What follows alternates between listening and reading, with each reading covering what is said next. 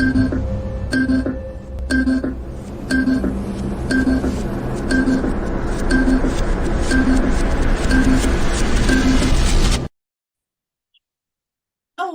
and welcome to another Monday with Marie.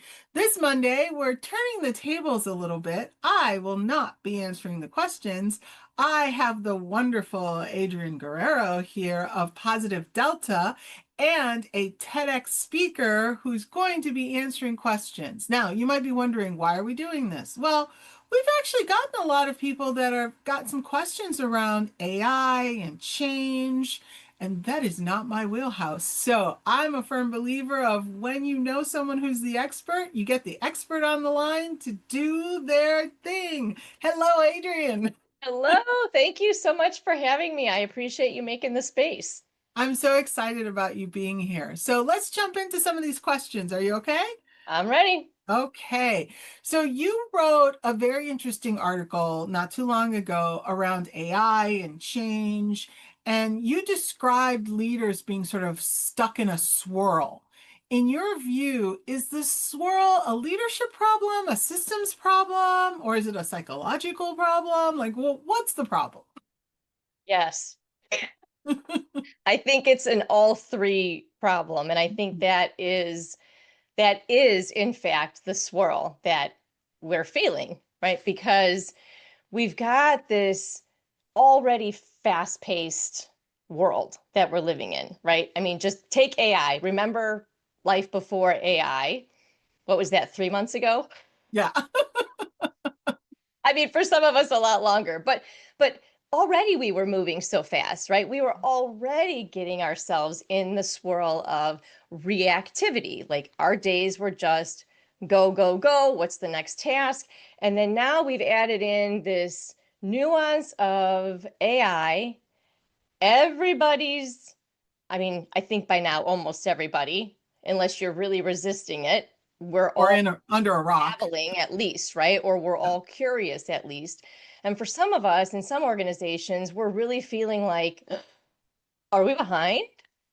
Should we be doing more? What should we be doing? And then this is just creating this swirl of questions that we are not slowing down to effectively answer. And so I think when we say it's a leadership problem, it's a psychological one. Um, Yes, because we're already, as leaders, moving so fast. So unless we have already created some routines for ourselves to slow down, that swirl is just continuing to get stronger and stronger as we introduce AI. From a systems problem perspective, I think when we're looking at our businesses, we're thinking of AI and where can it fit in and where can it help?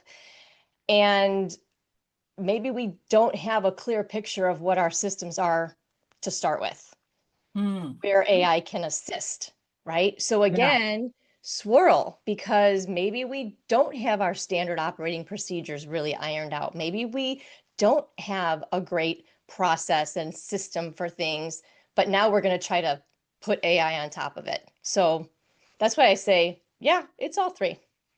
It's interesting you said that, really talking about like how fast we're moving and just the fact that we aren't really thinking things through. So, do you think that companies are kind of confusing this sense of urgency that keeping up with the Joneses with the idea that they're actually ready? In a lot of ways, yes, I feel like there's are we ready? Have we even asked that question, Mm, right? Like, do we slow down enough to say, well, are we ready? Have we cleaned the house enough to add in some new technology? And this feeling of urgency and keeping up with the Joneses is because we're looking at our neighbors and our neighbors are saying that they're doing things. Now, we don't right. actually know because we aren't in their house, right? Mm, Not really. So we don't really know what our neighbors are doing in terms of AI. There's a lot of talk right now. There's a lot of buzz right now. Um, but how quickly are organizations leaning in and adopting AI?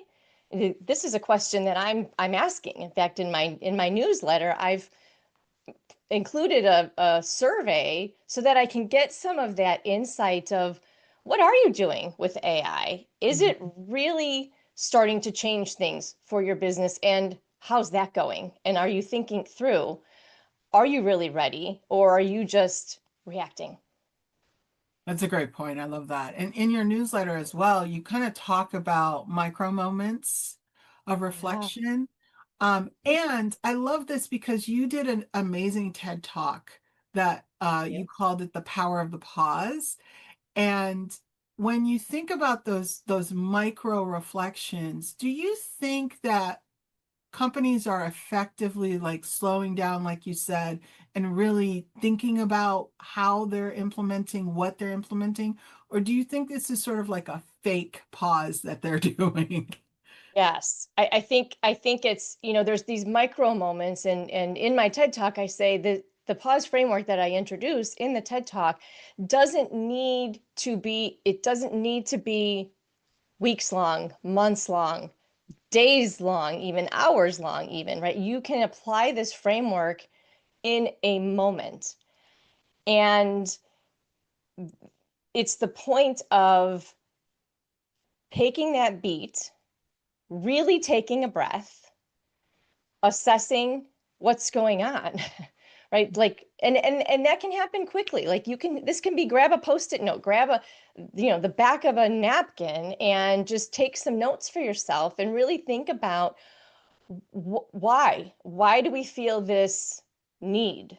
Hmm. Is it real or is it fake? And so Yeah. when we say, we're doing fake pauses, we may feel like we're going really slow when in Mm. fact we really aren't, right? Because of everything moving so quick, and the sense of competition with our neighbors.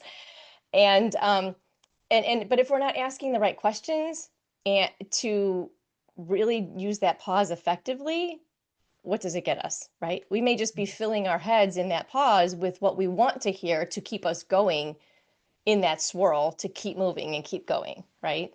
Yeah, absolutely. And as you said, because we're sort of trying to keep up with the Joneses, if we think they're doing something innovative that we're not doing, you're right. That does give us a sense of like, oh, we're moving so slow, when in actuality, we're not.